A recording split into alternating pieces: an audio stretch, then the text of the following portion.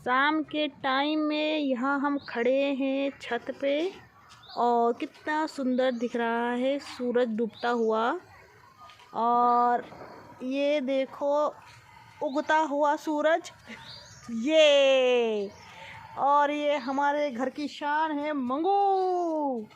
और ये बहुत ही बेकार है मियाँ। और हम बैठे हैं आनंद लेते हुए शाम का। जय श्री कृष्णा, राधे राधे। आप सभी कैसे हो? आशा करते हैं कि आप सभी बहुत बढ़िया होंगे।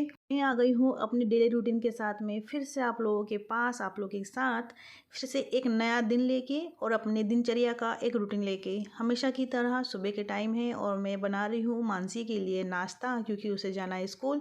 अभी मैं छील रही हूँ कुछ बादाम जो मेरे हस्बैंड हर दिन लेते हैं, और छील के पानी के साथ में, पानी और बादाम छिलके मैं उन्हें दे आई हूँ। और मैं गर्म पानी बीच बीच में पी रही हूँ, क्योंकि गर्म पानी मैं पीती हूँ। और यहाँ मेरा सुबह जो बन रहा है, ये बन रहा है मानसी के लिए नाश्ता।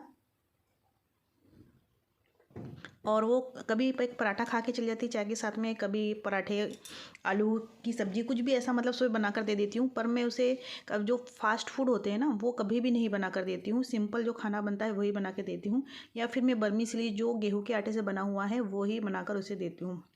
मानसी हो गई है तैयार, बड़े पापा के साथ चली गई है। और मंगू आ गया था सामने, तो मंगू को मैंने दे दिया है रोटी लेके पहले सुबह, वरना कभी कभी आता है, उसका मन होता है तो वो मंगू खड़ा हो गया सुबह, दे दिया रोटी उसको। मानसी चली गई है। अब मेरा बन रहा है खाना सुबह का। तो मैं यहाँ पत्ता गोभी काट रही हूँ, बड़े बड़े पीस करके काट रही हूँ।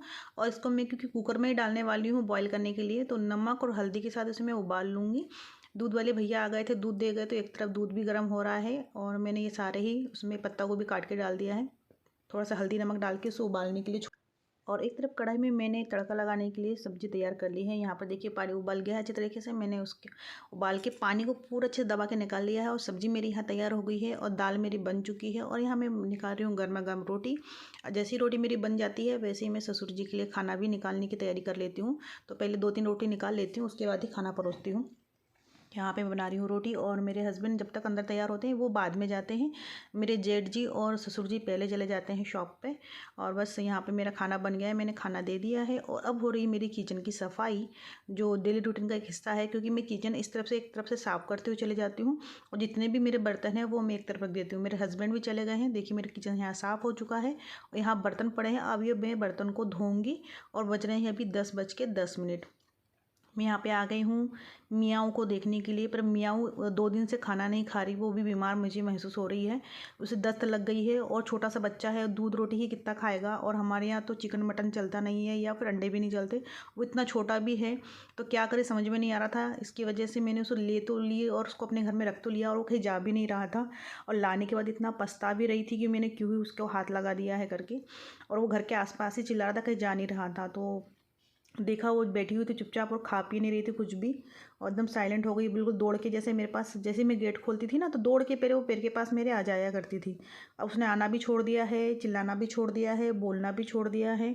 तो मैंने उसके सामने थोड़ा सा, मैंने सोचा चेंज करके थोड़ा सा उसको तेल से लगा हुआ पराठा दे देती हूँ, शायद खा ले, पर उसने नहीं खाया। और मंगू भी थी, मंगू तो समझ गई थी कि ये घर की बिल्ली है, तो उसने तो कभी उसको चिल्लाया भी नहीं, डांटा भी नहीं, और चुपचाप ही रहता था। मुझे भी डर लग रहा था कि मंगू ने कुछ इसको डरा तो नहीं दिया, लेकिन ऐसा नहीं था। फिर मैंने देखा कि उसको दस्त जैसे पतला लेटरिन कर रही है। फिर मैंने उसको ORS का घोल भी दिया पीने के लिए, और मुझे समझ में भी नहीं आ रहा था क्या दूँ, क्योंकि मैंने यूट्यूब में देखा था कि आप ORS का घोल और पम्पकिन पीस के दीजिए, उसे छान के तो अच्छा हो जाता है। सिलेंडर मेरे यहाँ ख़त्म हो चुका था, सिलेंडर वाले भैया आए थे, मैंने सिलेंडर लिया और मैंने बोला भैया आप तो चेक करके दो, क्योंकि एक बार ऐसे ही मैंने ले लिया था और वो उसमें से गैस लीक हो रहा था। और सिलेंडर की हालत इतनी बुरी थी, पर मैंने जब बहस नहीं की उनसे कि उन्होंने सिलेंडर थोड़ा अच्छा लाया करो भैया, कहीं एक्सपायरी हो तो घर में फटफुटा ना जाए। पूरा टेढ़ा मेढ़ा सा था और बहुत ही गंदा था। पता नहीं हर कोई अपने किचन में सिलेंडर इस्तेमाल करता है, कैसे रखते हैं तो इतना गंदा हो जाता है। तो फिर मेरे दिमाग में आया कि हाँ ये सिलेंडर तो होटलों में भी जाते हैं, हो सकता है उसकी वजह से इतना गंदा आता होगा।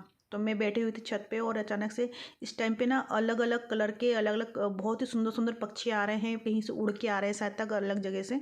तो जैसे जैसे मुझे दिखेंगे तो मैं आपको इन पक्षियों को अच्छे तरीके से अगर दिखा पाऊंगी तब दिखाऊंगी। पर क्या, मैं ऐसी बैठी हुई थी धूप में, तब आया था, मुझे लगा कि मैं हल्की सी भी हिलूंगी तो ये पंछी उड़ जाएगी, इसकी वजह से मैं हिली डुली नहीं। और फिर देखिए शाम का टाइम है और मैं अपने घर पे फिर से बना रही हूँ, तो कुछ सब्जी बना रही हूँ। वैसे शाम के टाइम को जैसे आपको पता है ना, शाम को मैं खाना कुछ ऐसा स्पेशल बनाती नहीं हूँ, पर मैं आज बना रही हूँ सब्जी सुबह, क्योंकि मैंने दाल जो था ना कम बनाया था तो ख़त्म हो गया था, और पत्ता गोभी की सब्ज़ी बनाई थी। और मैं आपसे बात जो कर रही हूँ वो बातें ये कर रही हूँ, और मैंने वॉइस अपना फिर नहीं दिया है क्योंकि मेरा मन नहीं बिल्कुल भी नहीं था। चेहरे से भी आपको ऐसा लग रहा होगा थोड़ा थका सा, आंखें बंद करें तो खोलने का मन नहीं कर रहा है, ऐसा मैं बता रही थी। क्योंकि थोड़ा सा टेंशन था कि मेरी मम्मी की तबीयत बहुत ख़राब है, वो बड़ौदा में है। उनको हो गया है हर्निया, सॉरी हर्निया नहीं, क्या बोलते हैं उसको, फतरी फतरी ना, स्टोन हो गया है पेट में, जो गॉल ब्लेडर में हुआ है। तो जो जिसकी वजह से मम्मी को बहुत उल्टियाँ भी हो रही है, और कुछ दिनों पहले उन्होंने अपने सारे दांत निकाल लिए थे मसूड़े के, मसूड़े से तो मैंने पूरे ही निकाल दिए थे, क्योंकि एक साथ में दो काम आ गए। मतलब मेरा कहने का मतलब जैसे दांतों का भी हो गया और ये पेट में भी दर्द आ गया। तो मम्मी को समझ में नहीं आ रहा है। डॉक्टर ने भी बोला कि आपकी मसूड़े जब मजबूत हो जाएगी तब आपके दांतों को मतलब जो बना कर देंगे, जो जबड़ा आता है ना बना के देते हैं, वो तब देंगे। तो अभी तक दिया नहीं है। और मम्मी को ये दूसरी बीमारी आ गई है, तो रात भर सोई नहीं थी, काफ़ी दर्द था। तो 3 दिन से डॉक्टर ने उन्होंने अपने हॉस्पिटल में ही एडमिट करके रखा हुआ था, और बोला था कि इन्फेक्शन हो गया है उनको, तो वो पहले साथ ठीक करना पड़ेगा, फिर उसका ऑपरेशन करेंगे। और 2 mm से बड़ा लग रहा है हमको तो, वैसे जो फतरी हुई है। तो देखो अब कब तक कैसा क्या होता है। जैसे भी मतलब मम्मी का कोई भी एक ये आएगा तो मैं आपको आगे भी इसका ये बताती रहूँगी कि मम्मी की तबीयत अभी कैसी है। क्योंकि मेरी मम्मी से अभी एक बार बात हो गई थी, लेकिन उतनी बात नहीं हो पाई कैसी क्या तबीयत है। तो मेरी जो मझली बहन है उससे खबर मुझे मिलती जाती है, ठीक है क्या है कैसा है। इसलिए कोई बात नहीं, क्योंकि वो जहाँ पर है वो सेफ़ है और बहुत अच्छी जगह पर है, तो मुझे वहाँ टेंशन नहीं हुआ। डॉक्टरों की भी कमी नहीं है। तो वो डॉक्टर से इलाज विलाज करवा रही है मेरी दीदी, तो वो ठीक है अभी वहाँ पर। तो कोशिश करेंगे कि यहाँ पर अगर वो आ जाएगी तो तब मैं देखने जाऊँगी मम्मी को। तो अभी वहीं पर काफ़ी दूर है तो जाना भी नहीं हो पाता, एकदम से काफ़ी दूर है। तो मैं ये बना रही हूँ पपीते की सब्ज़ी, और मेरा फेवरेट है ये सब, ये पपीता। तो मेरी एक पड़ोसी है, उनके यहाँ का झाड़ टूट के गिर गया था, तो उन्होंने ये पपीता दे के चली गई थी, कच्चा पपीता। वरना कच्चा पपीता ऐसे यहाँ खाने को तो नहीं मिलता है, यहाँ पक्के वाले पपीते ही बिकने के लिए आते हैं। तो मैंने सोचा थोड़ा सा मैं कच्चा पपीते की सब्ज़ी बना लेती हूँ शाम के टाइम पे। तो ये मैं बना ले रही हूँ सब्ज़ी, और बस इसके बाद मैं ज़्यादा वीडियो लंबा आप लोगों के साथ शेयर नहीं कर पाऊँगी, क्योंकि बस सब्ज़ी बनाऊँगी उसके बाद मैं वीडियो बंद कर दूँगी। तो ये आज की मेरी दिन की रूटीन थी, थोड़ा सा मन अपसेट और थोड़ा सा अच्छा। तो आप ज़रूर मेरे चैनल को लाइक एंड सब्सक्राइब कीजिए। ये मत सोचिए कि ये कितना अच्छा वीडियो बना, कितना वीडियो बना, पर मुझे मोटिवेशन करने के लिए प्लीज़ मेरे चैनल को लाइक एंड सब्सक्राइब कीजिए, और जितना हो सके शेयर ना भी करें तो प्लीज़ लाइक एंड सब्सक्राइब तो जरूर करके जाइएगा, मुझे बहुत अच्छा लगेगा। Thank you so much watching for Namita's life. अपना प्यार, अपना साथ और लाइक एंड सब्सक्राइब प्लीज़ बनाए रखिएगा। हमें वीडियो का उतना ज्ञान नहीं है, लेकिन इतना जरूर सोच सकते हैं कि आप हमें लाइक एंड सब्सक्राइब जरूर करेंगे। Thank you.